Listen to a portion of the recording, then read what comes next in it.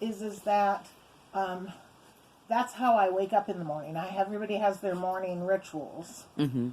And morning rituals are super important to wake us up before we have our coffee, or or if we have coffee or tea or whatever else that one has to wake up, and then do whatever morning practice, exercise or meditation, or going straight to work or whatever you have to do. But doing the same thing every day, and then if you can increase kind of the healthfulness of that. I got totally sidetracked. Talking about Oh, that's okay.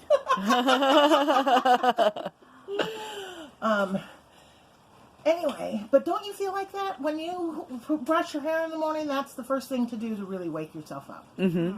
Because one of the things, the story that I wanted to tell, and it's been around the internet, and it's been around a lot, and then Snopes refuted it.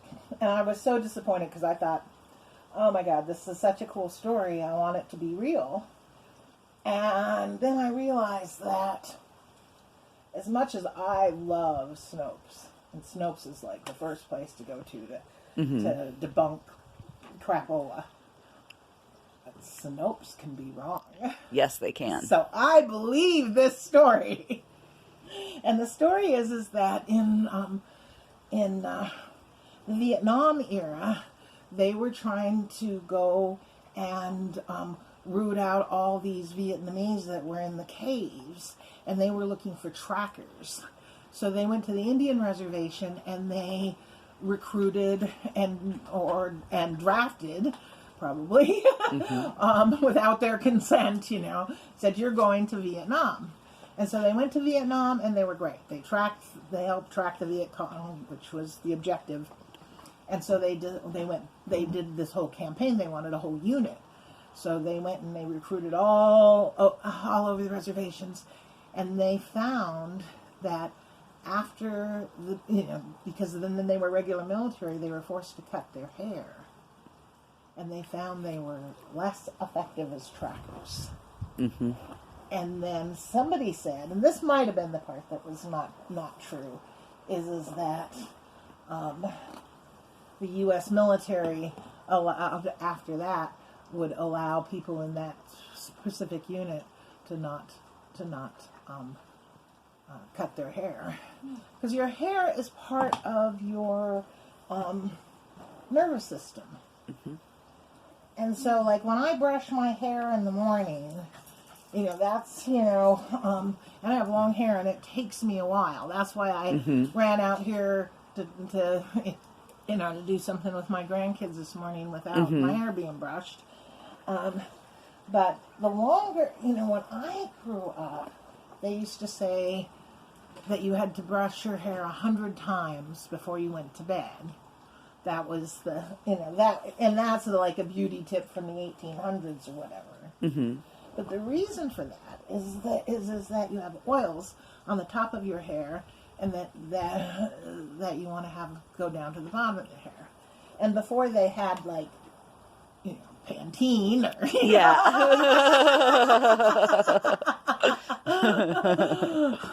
they would use other things. And for me, I have my face oil, and then I have my face oil on my hands, and I put a little here. Mm-hmm. But there's all kinds of other things that women have done for their hair for a really long time. Mm-hmm. And that's because hair has always been considered a sign of women's power, women's beauty. Well, and that's why it's interchangeable and so dangerous for men to view women who have beauty, therefore power, or power and therefore beauty. Mm-hmm. And that has been so threatening to men for so long that they forced women to cover their hair. Mm. That's funny. And so that's why you rarely ever see me with my hair down. If I'm going on a date. Yeah. Which hasn't happened in a really, really long time.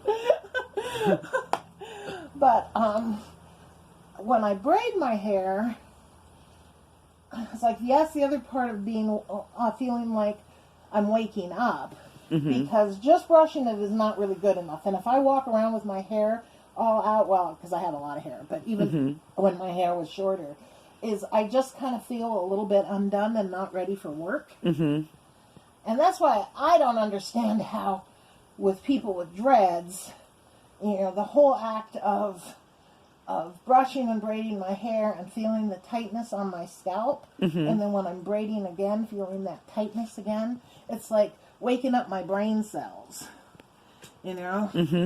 It's kind of like exercising that part of my head, because God knows not much else is going to exercise.